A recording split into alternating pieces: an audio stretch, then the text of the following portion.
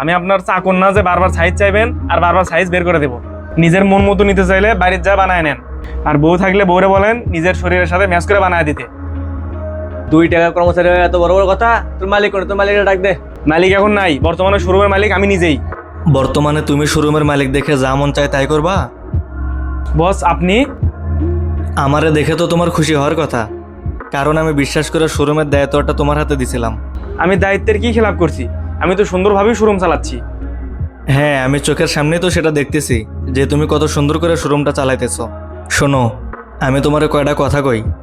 আমার শোরুমের পোশাকের মান কিন্তু অনেক ভালো, তাই বলে যে সবাই শুধু কিনতেও আসে এমনটাও কিন্তু না।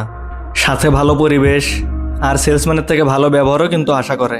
তুমি যখন তাদের সাথে খারাপ ব্যবহার করো তখন তারা শুধু শোরুমের পোশাকগুলোকে বয়কট করে না, তারা আমার শোরুমটাকেও বয়কট করে। শোরুম থেকে কাস্টমার কমলে আমার যেমন ক্ষতি, তোমাদেরও তেমনি ক্ষতি। আমি শোরুম চালাবো কেমনে আর তোমাদের বেতনই বা দেবো কেমনে? আর কাস্টমার হচ্ছে আমাদের লক্ষ্মী। লক্ষ্মীরে কিভাবে খুশি করা যায় ওটার দায়িত্ব কিন্তু আমার না, ওটার দায়িত্ব তোমাদের। একটা শোরুম 3টা বিষয়ের উপর নির্ভর করে চলে।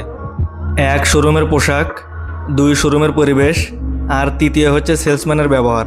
আমার শোরুমের পোশাকও ভালো, শোরুমের পরিবেশও ভালো, কিন্তু তোমাদের ব্যবহারই যদি ভালো না থাকে তাহলে আমার শোরুম কি চলবে দেখে?